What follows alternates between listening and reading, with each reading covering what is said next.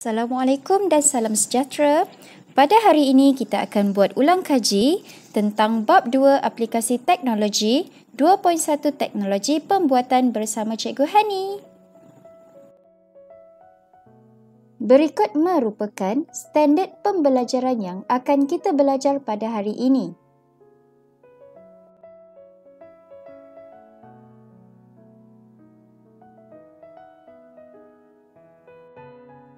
Dua poin satu mengenal pasti teknologi pembuatan produk. Teknologi pembuatan produk ialah kaedah menghasilkan produk dengan menggunakan alatan tangan ataupun mesin. Terdapat dua kaedah dalam teknologi pembuatan produk, iaitu kaedah konvensional dan kaedah moden.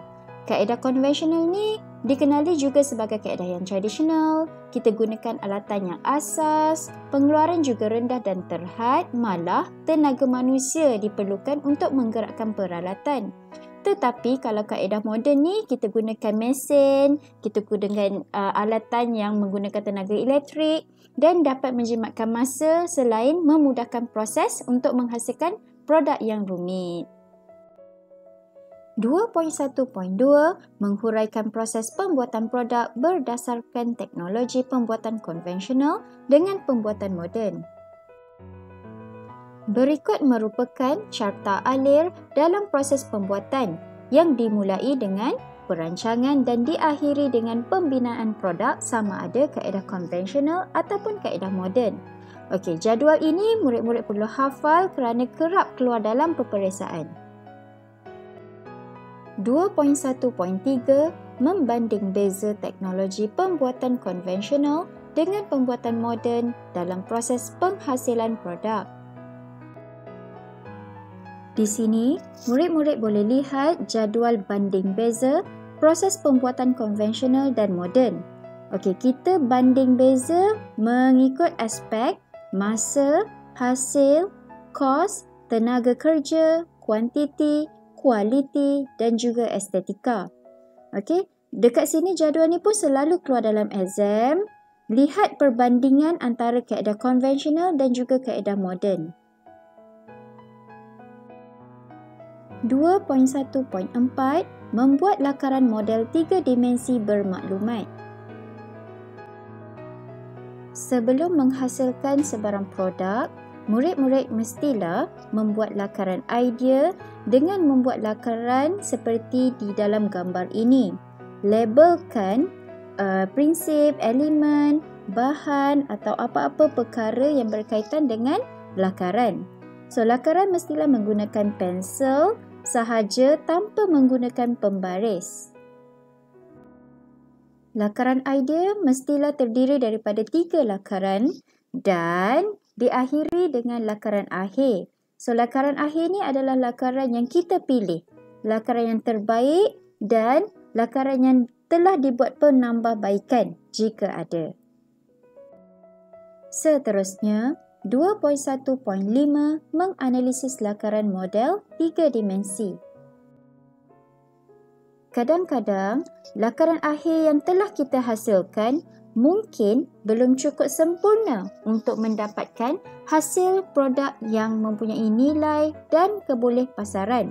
Oleh itu, mungkin kita kena buat penambahbaikan pada produk tersebut untuk dapatkan hasil seperti yang kita nak. Jadi, kita boleh menganalisis lakaran model 3 dimensi yang telah dihasilkan dengan merujuk jadual ini. Jika semua aspek telah tercapai, iaitu semua bertanda ya, maka lakaran anda telah menepati kriteria yang dikehendaki. Kemudian, 2.1.6 membuat acuan model 3 dimensi. Berikut merupakan kaedah pembuatan yang digunakan untuk menghasilkan sesuatu produk, iaitu yang pertama, tuangan, yang kedua, acuan, yang ketiga, pembentukan, keempat, pemesenan dan yang kelima, sambungan.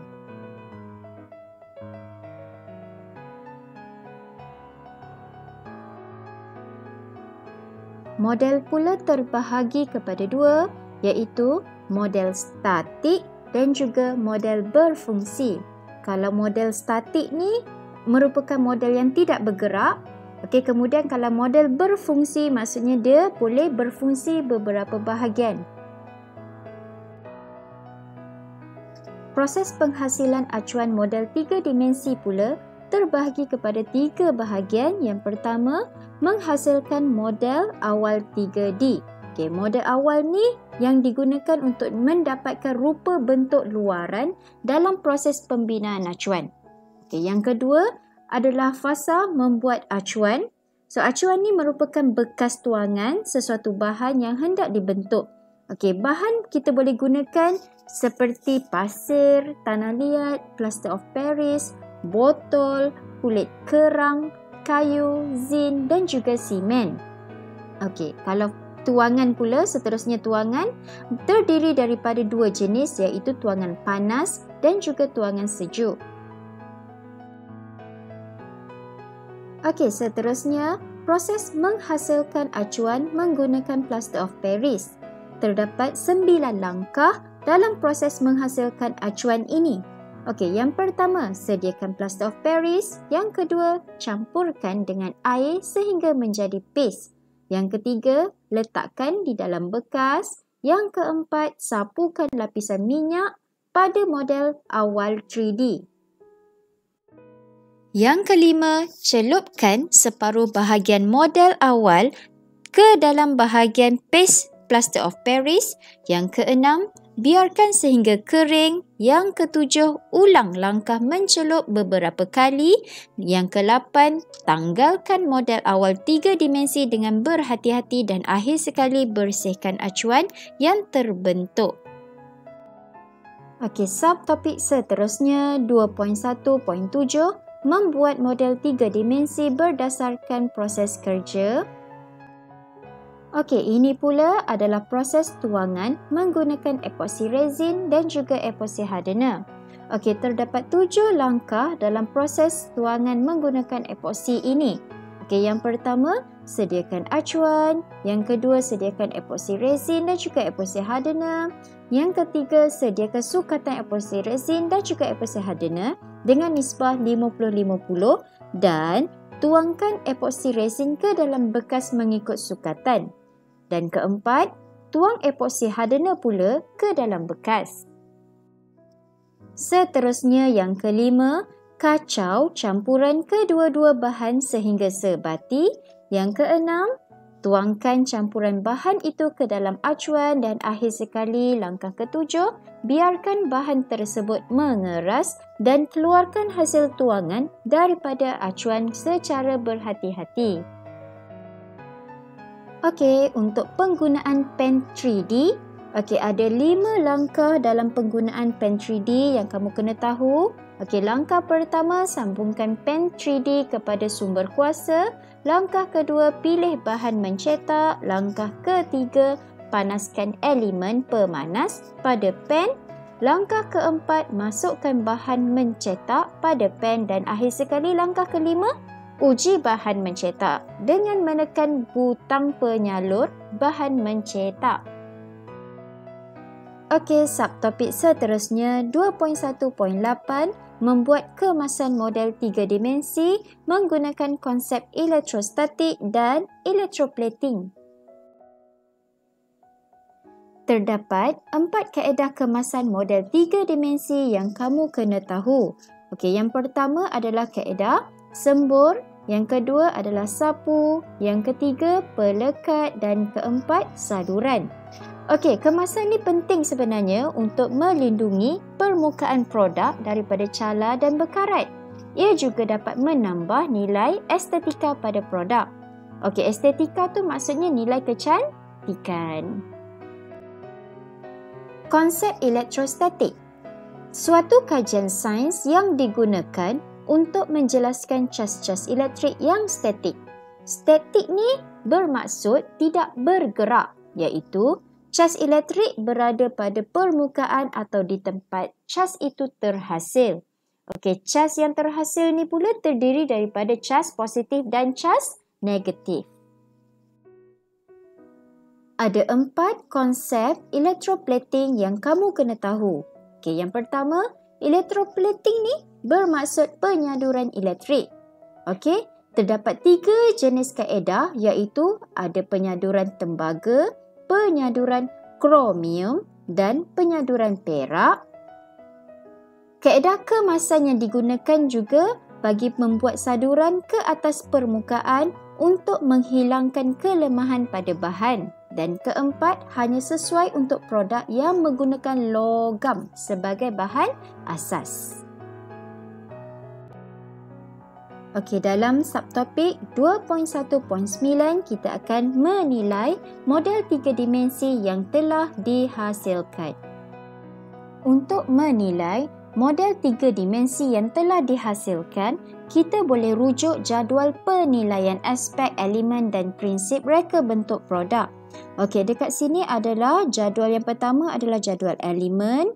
Okey, lihat di sini jika ada kriteria yang menepati apa yang kita nak, kita boleh tanda ya. Okey, selagi ada yang bertanda tidak, kita perlu ubah sehinggalah capai apa kriteria yang kita nak. Okey, pastikan semua bertanda right. Barulah kita boleh terima produk itu sebagai produk akhir kita. Begitu juga dengan jadual prinsip ini. Rujuk lakaran akhir anda. Jika masih tidak menepati kriteria, maka perlu buat penambahbaikan lagi pada lakaran akhir sehinggalah semuanya bertanda ya dan semua kriteria menepati cita rasa yang kita hendak. Okey, subtopik yang terakhir 2.1.10 menjana idea untuk menghasilkan reka bentuk produk yang lebih efisien. Dalam proses menjana idea penambahbaikan produk, setiap model atau produk tu perlulah ditambah baik dari semasa ke semasa. Penambahbaikan juga boleh menjadikan produk lebih kompetitif dan mempunyai kelebihan dalam pasaran. Idea kreativiti juga diperlukan bagi menambah baik produk dari segi fungsi, reka bentuk, kualiti dan estetika. Sekian saja sesi pembelajaran, sesi ulang kaji kita pada hari ini. Jika ada sebarang persoalan, boleh berhubung terus dengan guru RBT kamu. Jumpa lagi dalam kelas seterusnya. Bye!